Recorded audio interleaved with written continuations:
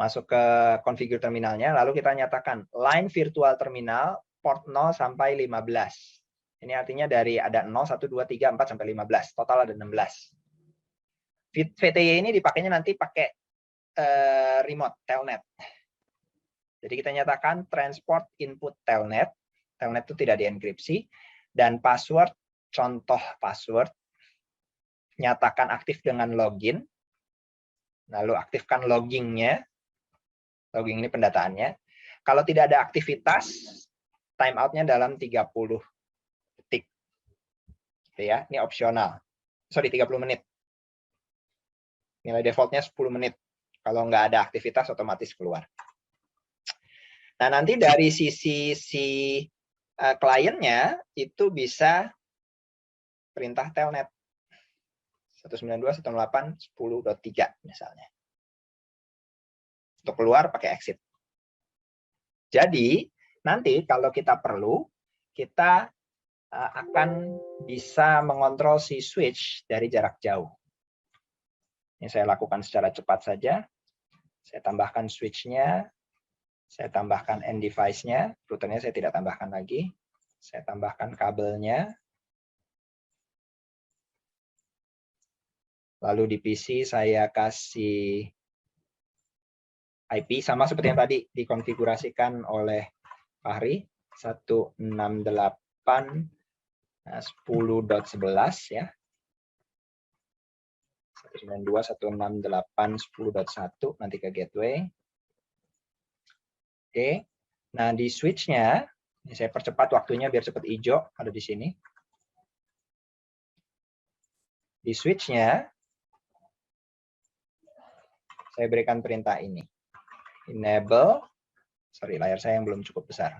Reference on 14.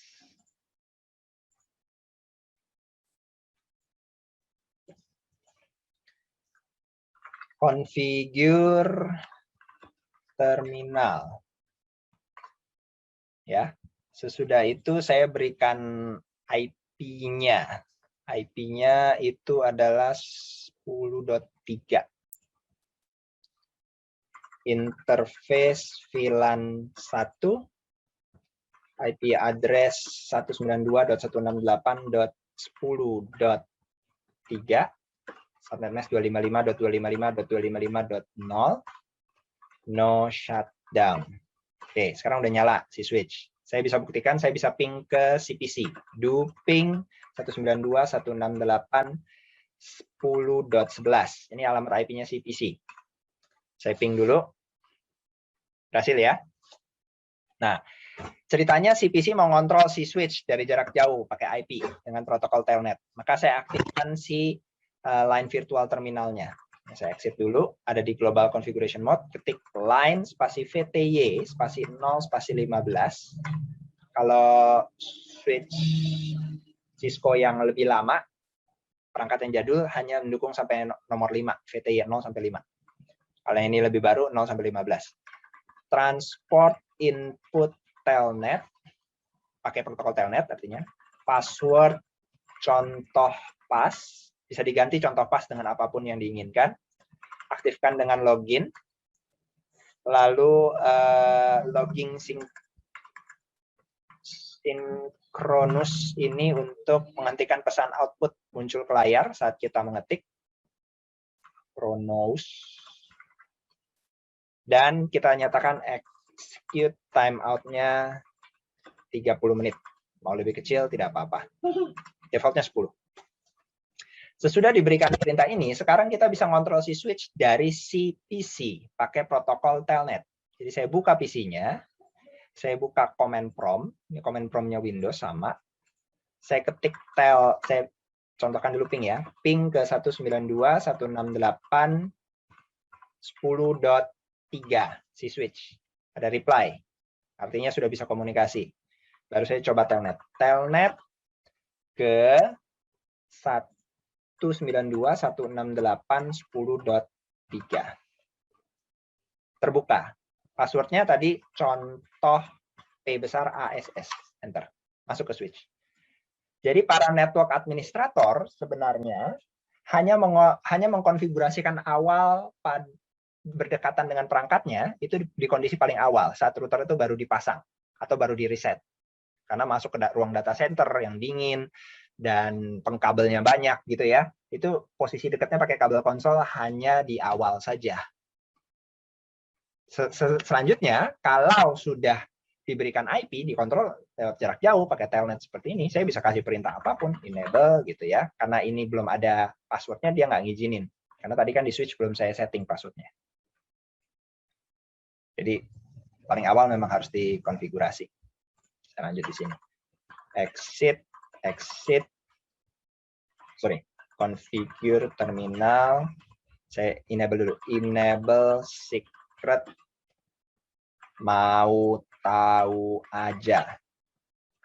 Nah, kalau udah dikonfigurasi via konsol, ini kalau kita buka seperti ini langsung, ini simulasinya via kabel konsol, maka nanti di telnet pun sudah bisa. Enable mau tahu aja. Nah, masuk. Show IP interface brief. Muncul. Jadi kontrolnya jarak jauh. Ada pertanyaan sampai sini? Nah, kalau protokol telnet itu tidak dienkripsi. Jadi nanti lalu lintasnya ada yang nyadap di tengah bisa ngebaca ya. Yang aman itu pakai SSH, Secure Shell. Ini saya contohkan satu lagi, kalau misalnya pakai kabel konsol gimana Pak? Fisiknya nanti kalau kalian terhubung dengan perangkat yang baru, yang belum punya IP, kalian hubungkan kabel konsol, pilih kabel konsol itu yang warna ini, warna biru, klik, lalu pilih konsol, dan klik lagi, lalu pilih RS232. Ini port serial. Nanti kalau laptop baru, PC baru, kita biasanya pakai RS232 to USB. Jadi diinstal dulu nanti pakai kabel ini. Ini coloknya ke USB, ini keluarnya RS232. Ini kenyataannya kalau kita di lapangan, kita harus pasang kabel konsol, jaraknya cuma sekitar 2 meter. Lalu dari PC-nya, kita buka nanti terminal. Buka port serialnya. Nah, seperti ini. Baru bisa kasih perintah. Karena ingat, switch dan router tidak ada port VGA, tidak ada port HDMI, tidak ada port display. Display port tidak ada, jadi nggak ada output ke monitor apapun. Dan tidak ada port untuk PS2, keyboard. Ada port USB, tapi bukan fungsinya untuk jadi keyboard.